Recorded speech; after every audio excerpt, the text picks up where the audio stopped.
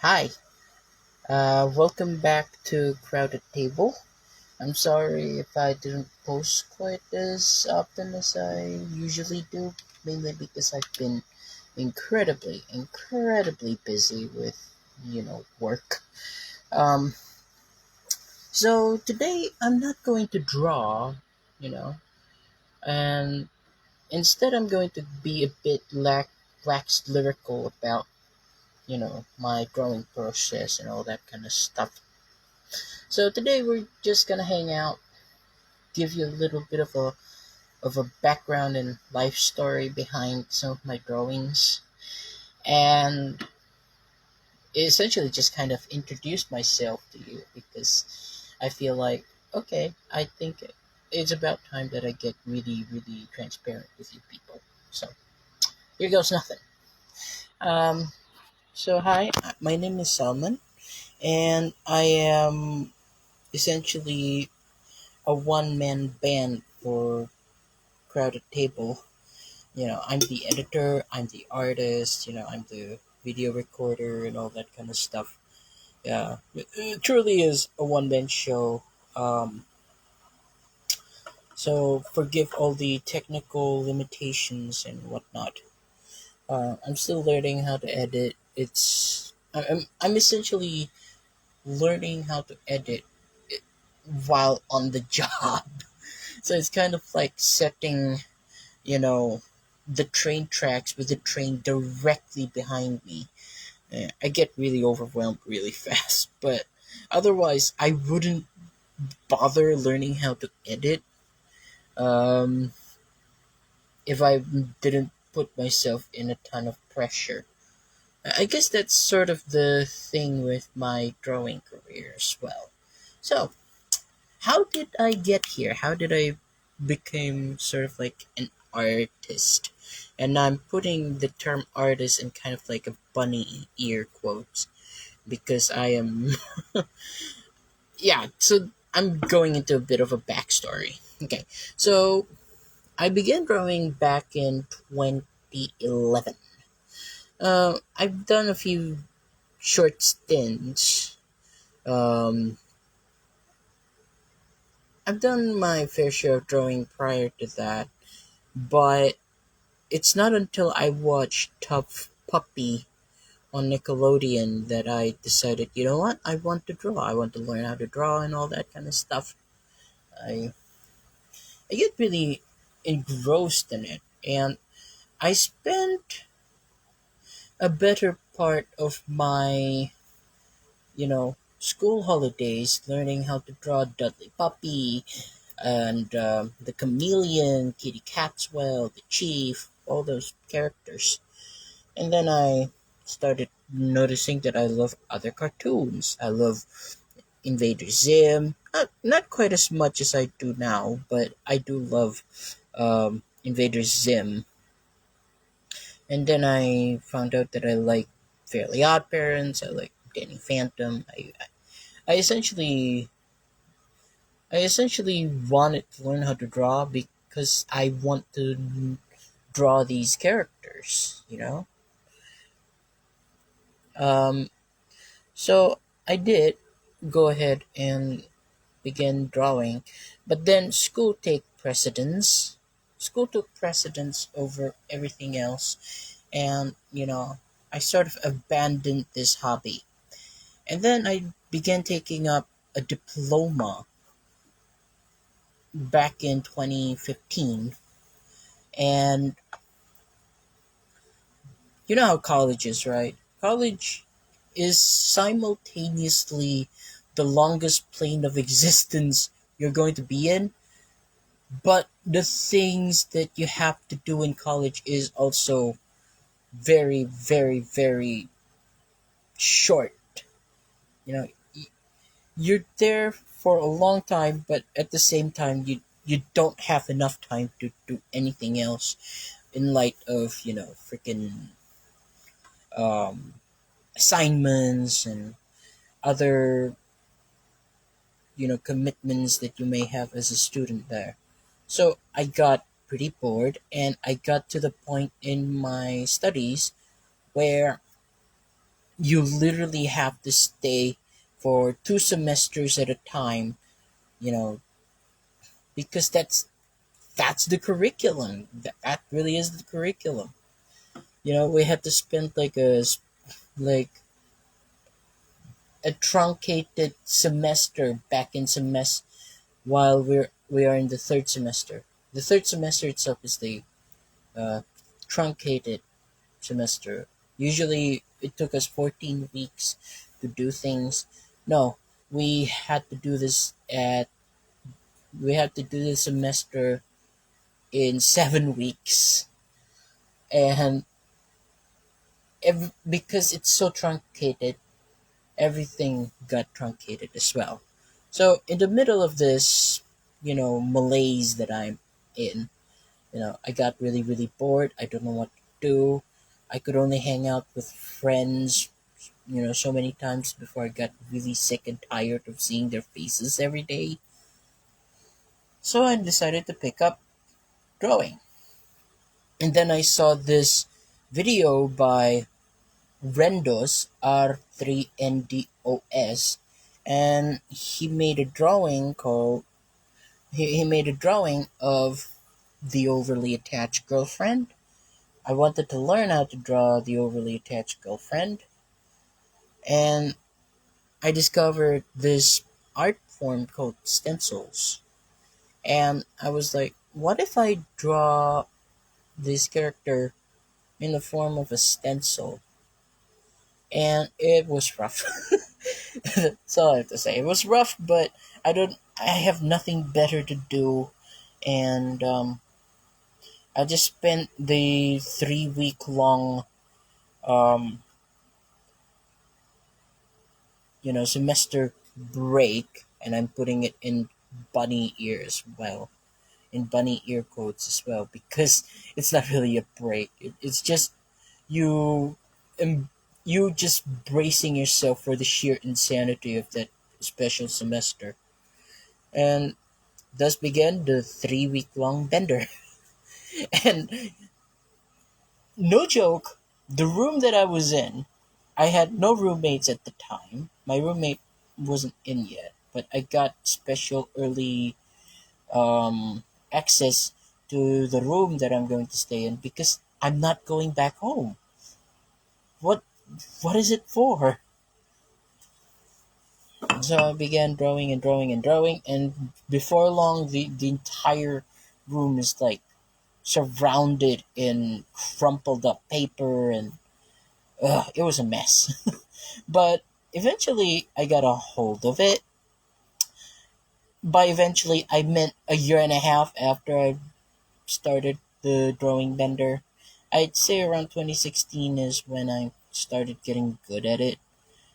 Again, because I have experience doing this back when I was, in my high school years. Not even high school. It's like middle. It's kind of like freshman year of you know freshman year of middle school essentially, and it's not even, for the sake of argument, let's just say it's my freshman year in middle school. And so 7 years on, here I am, still drawing, and hopefully impressing some of you with my drawings. And today I will be telling you a little bit about my thought process behind the drawings. It's kind of like a director's commentary of sorts. And so today we're gonna talk about these two drawings right here. You'll figure out why Dana Scully is on my left pretty soon. And trust me, it's a weird story. It's a weird, weird, weird story. And then you start wondering, what the hell is this? What is the through line behind the thought process and everything? So let's just say particular this particular part of my Drawing bender is my muse. You know, quite. I have quite done quite a bit of a drawing of. I've done quite a bit of Gillian Anderson drawings, and then on this side right here are people that I've admired for a long time, and I don't think I ever got them right in the drawing form, except for one person in this pile. These are essentially people that I admired that I never really had the courage to draw due to my, limited skills at the time. So let's move to the left side of this. So as of now, I have two muses. I have Jillian Gilbert and another Jillian, Jillian Anderson. So, um, as of as of July, as of July, I currently have one, two, three, four, five. Yeah, five, six. I have six Gillian Anderson drawings. Some of them might be lost, or some of them might be included in this here file. Yeah. So basically, this whole file it consists of my drawing benders from November 2022 until now. Quite a bit, right, isn't it? Yeah, there's quite a bit of a drawing there. So here are some of the thought process behind why I decided to draw Gillian Anderson. It's it's a simple answer, really. I like that woman. I really like that woman, which is weird because I never really cared much about Gillian Anderson up until this year. Believe it or not, mainly because of you know this is why I'm getting into the backstory now. Okay, so um, I, I've always been aware of Gillian Anderson's presence in pop culture. It's just that I couldn't be bothered with liking her. I don't know why. It took me quite a while to kind of like get into her and all that kind of stuff. Um, Maybe that marks the end of my individuality, but I don't care. I sincerely don't care.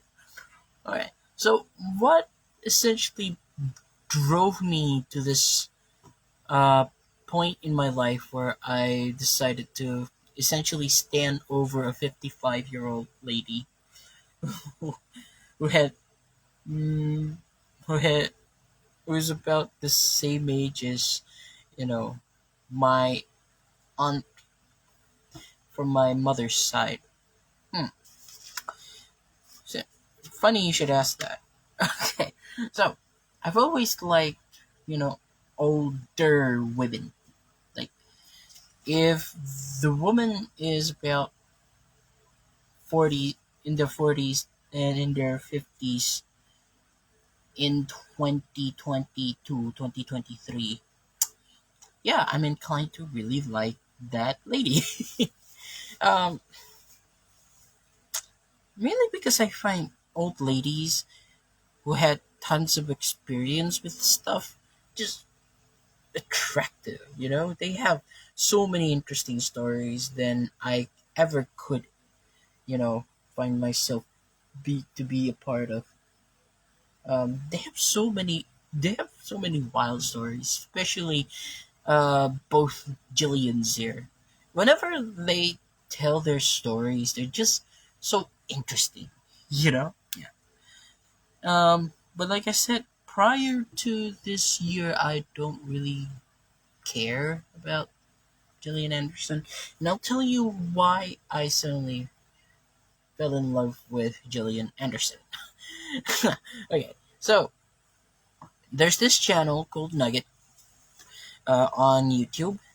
And Nugget is a channel. Nugget is a essentially a fan account of Gillian Anderson. So what ended up happening was that I watched her videos, and somehow all of the quirkiness that was a part of Jillian's um, personality just not only translated really really well, but also well edited, and the punchline is just there. The punchline just is just amplified by the way Nugget edited the uh, footage together. It's not like other Gillian Anderson fan accounts. You know, there is a considerable amount of effort being put into it. You get a sense of like Gillian's personality and also the Nuggets' personality in that in the way the videos kind of like merge together. And from that point on, I was like, maybe this Gillian Anderson person isn't exactly isn't exactly what I think she is. I literally thought she's kind of like this boring vanilla actress or whatever. She's not. She's really not. She's wild. She's so wild, and I love it. I love that about her. She had a wicked sense of humor as well. Man. um. So because of that, I started drawing Jillian, and then this isn't the first drawing of her that I did. I forgot what drawing I've made of her, but some of them went, some of them were gone. Maybe I put it in a different file or anything like that, and I just couldn't be bothered to look for it. But yeah, so here are all of the drawings that I've done of Jillian. So this is Scully. This is Jillian. More Jillian. Um, and more Jillian. Yeah, I think I have a problem. So more Jillian. But this, I think, is my magnum opus. It's not this drawing. No, no, no, no. I'm going to show you now. This. This drawing. This is my pride and joy. Wow. This is. You know how if you ask directors, they have like personal favorite movies of their own? This is my absolute favorite. This is my absolute favorite. Like, drawings in general. I love this drawing. This is my personal favorite. This is my pride and joy. And this, it's quite rare that I had so much serotonin flowing within me whenever I draw, you know? And this drawing just gave me that sense of satisfaction. Like, wow. Just, wow. Look at it. Uh, that's also not just, that's also, let's also give credit to the source photo for this. It fits my style so perfectly. Like, it's just Jillian standing there. She's not trying to be pretty, just standing there. Like a wise, battle hardened elf. you know? Wow. Even now, I'm looking at this and I just marvel at how much detail I managed to put in there. I'm just, wow. just wow. And to those of you who are wondering what I just use mechanical pencil, Pilot Rex grip mechanical pencil to be more precise. You could see me drawing that in some of my shorts and some of my drawing benders. And then one final Gillian Anderson drawing, just Gillian being Gillian.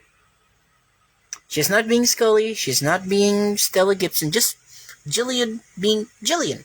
Just Gillian, you know? And this is my second favorite drawing of Gillian's that I've done because it's just Gillian. It's just Gillian. I appreciate Gillian, and I think I showed my appreciation enough in this drawing. Also, one of the biggest challenges to draw in any form, uh, in any shape or form of Gillian's was her jaw. That jawline. If you ever wanted to draw Gillian Anderson in a rather serious manner, the jaw. You need to keep that jaw in mind because if you don't get it right, it's gonna look bad. Also, her eyes. Those eyes. So yeah, and I like the fact that I added some of that smile line. You see that? Yeah, that smile line cost me 3 hours of sleep. I just wouldn't sleep until I get that smile line right, and I got it right, and it was just the feeling of euphoria when you get something right, and at the same time you're drawing somebody that you revere. It's so satisfying. Nothing comes close to that, except for maybe getting a bonus at a job that truly appreciates you. So those are my Gillian Anderson. Those are my Gillian Anderson drawings. There might be more coming soon. But yeah, I love this. I love this woman. She's an absolute muse, and she's an absolute dame, and I love it. I love her. I love her. I love her. Also, you really should watch her like acting. What an actress! What an actress! Those interviews don't even do justice to just how good at acting she is. Like, my God, there's a reason why she's one of the youngest recipients for an Emmy. Like, what a lady! What a lady! That's all I have to say. Now, we'll move on to the second part of this drawing, which are people that I revere, but I don't think but are either one I've never drawn before, and I feel like it should be highlighted as well. But yeah, and people that I've drawn many many times, and only now that I think I've captured the essence of that person, except for one person at the end of it. Now these are due to multiple reasons. Um, but you can essentially boil it down to I just don't know how to draw these people back then, and now I get the what do you call that, the inner calling from God to kind of like learn how to draw these people. It's either I got the inner calling from God, or I just have more time to learn and waste away. So that's how I got here with it. So the first person that I'd like to highlight is M. Nasir. And yeah, you'll see why some of these people I I'm not really like I'm not really brave enough to draw until this year because um you know, to be completely utterly frank with you, I'm kind of bad at drawing Asian faces. Like bad at it. Only now that I think I'm beginning to get it right. And it's mainly in the eyes. The eyes, man. So some people eyes are so slanted that you can barely see what's going on in their eyes. Where are the details? If you want the perfect example of this, watch go ahead and look at Werner Herzog and Lars von Trier. Those two people are the absolute banes of my existence during my during my experiments of wanting to draw these people. And Asian people, especially Southeast Asian people, have that similar trait. Slanted eyes, and if you if you're not careful, you'll lose all detail and resolution in the eyes, that it just kind of becomes this dark thing, this dark, you know, splotch on the drawing. So this is M. Nasir. I think this is a happy compromise, mainly because there's a photo of M. Nasir that showcase his eyes enough. So that's that. Okay. So the second person here is Mads Mikkelsen. I don't think I got him right. I'm planning on redoing that. But as of now, I'm happy with how this thing turned out. But the big the biggest wonk in this drawing is the eyes. Definitely the eyes.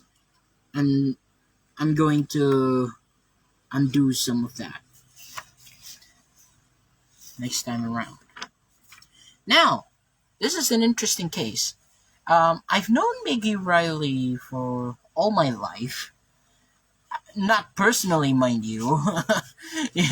She lives in Scotland and I live in Malaysia. How in the hell do I know her personally? No, but I am familiar enough with her works. I've listened to Moonlight Shadows quite the number of times back when I was a kid. And when I first started drawing her, like back in the day, like 7 years ago, yeah, it was wonky. Um, I straight up just crumpled the paper and just I don't care. I'm moving on to another thing.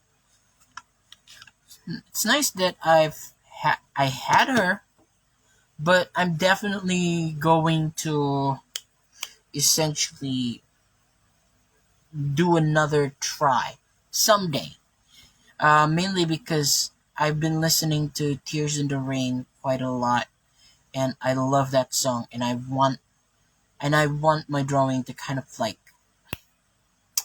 show my reference towards her. That's essentially the key to all of my portraits. If I feel like I've successfully communicated my reverence for the person that I'm highlighting, I feel like I've done my job. You know, you know. Just look at this drawing of Gillian Anderson, and you tell me there's not an ounce of reverence in it. You tell me. Tell me straight to my face that this drawing doesn't have enough reverence for that lady. I will punch you in the face if you tell me that. Yeah. So, yeah. And here's Mr. William Friedkin. He is actually one of the first few people that I've used as kind of like a benchmark to where I am now as an artist. He is one of the first few, people, celebrities that I went and actively wanted to learn how to draw.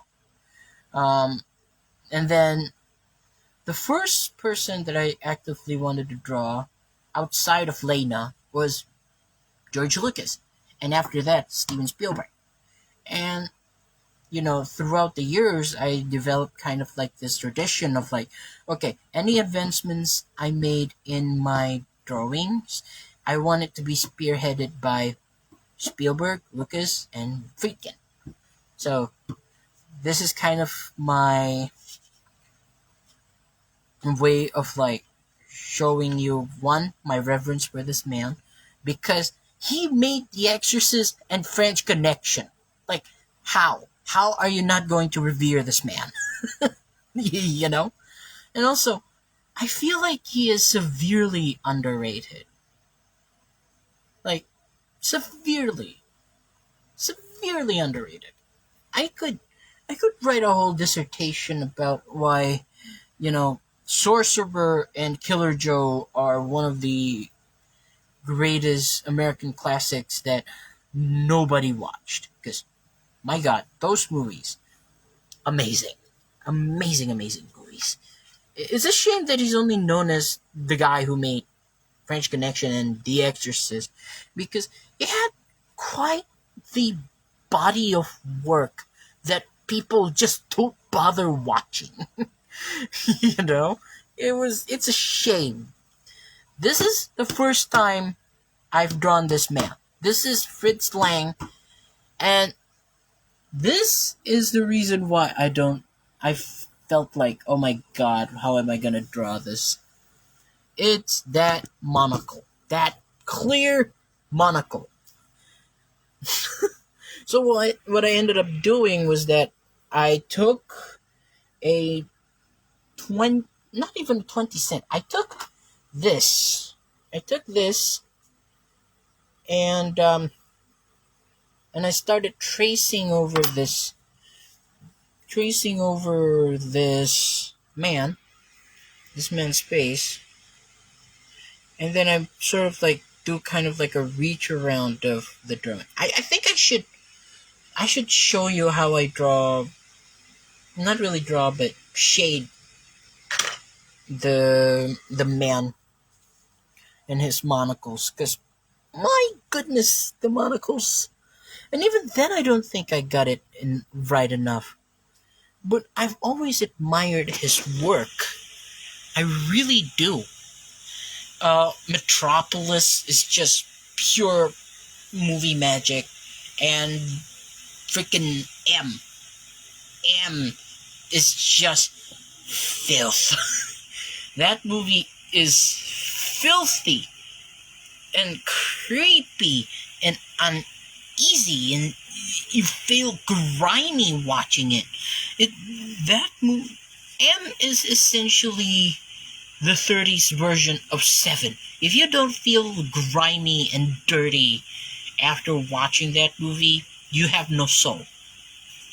My goodness, that movie was amazing. And Peter Lorre, and the way he whistled, ugh, man, I hated that guy. And now I'm going to come in to the last part of my drawings, and I'm deliberately keeping it a secret right now, mainly because I have a rather interesting story about this. Okay, so because it kind of had something to do with Gillian Anderson, right?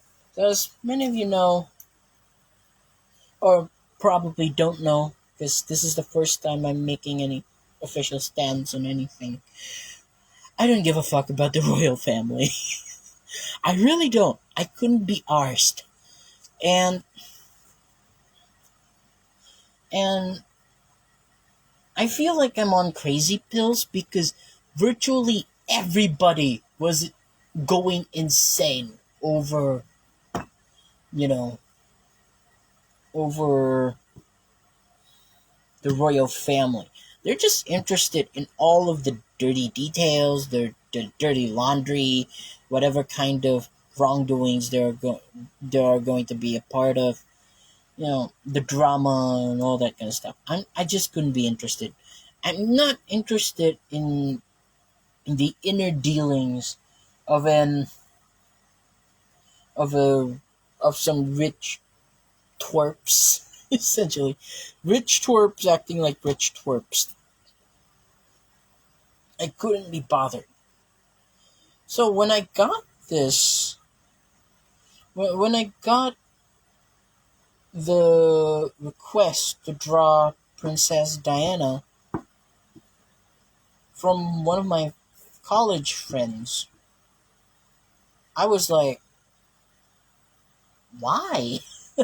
I made it perfectly clear to people in my personal life that I just don't care about the royal family. And she was like, please, I'll pay you money.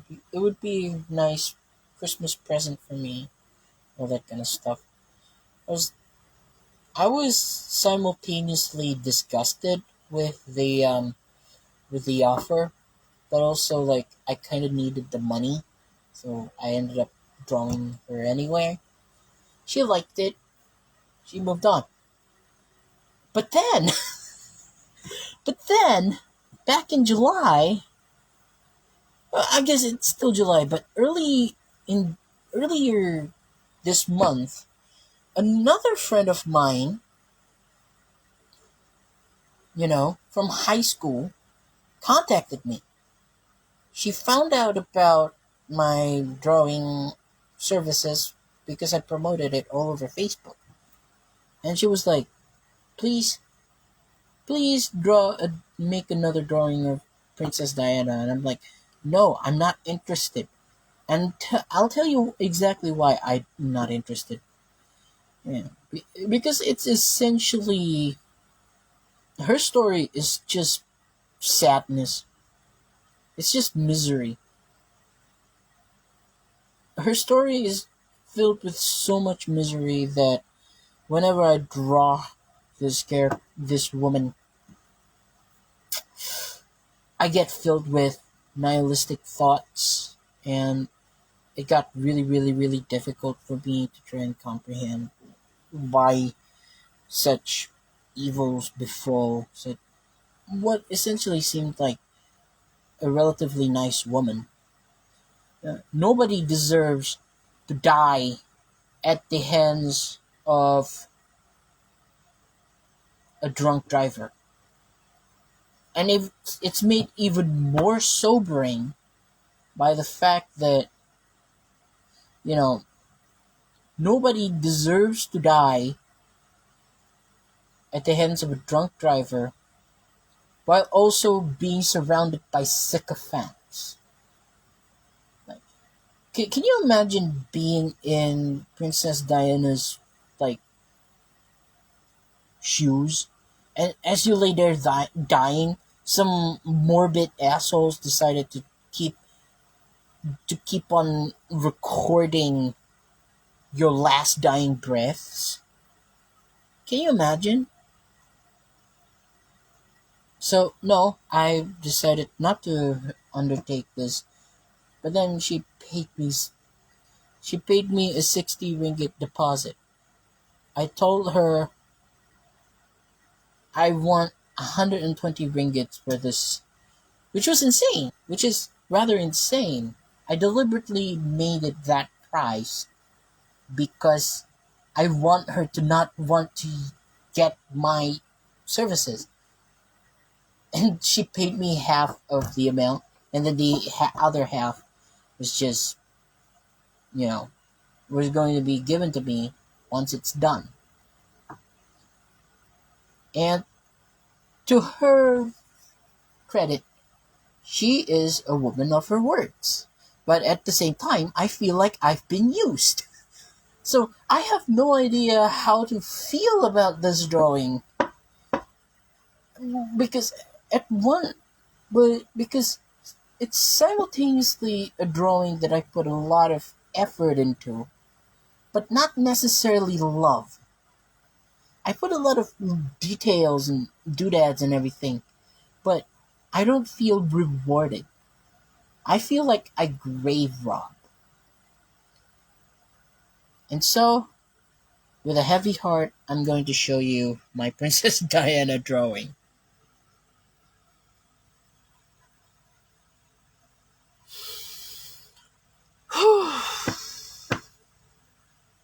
I I went to a really really bad place in my head when I'm drawing this lady, and because she lived far away, um, she lived in, I believe, Singapore. That I just ended up just scanning it into PDF and send it to her that way.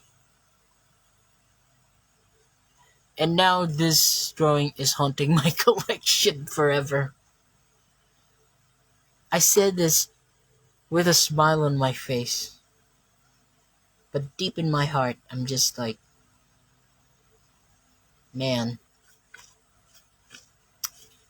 maybe I'll burn you after this, cause oh man.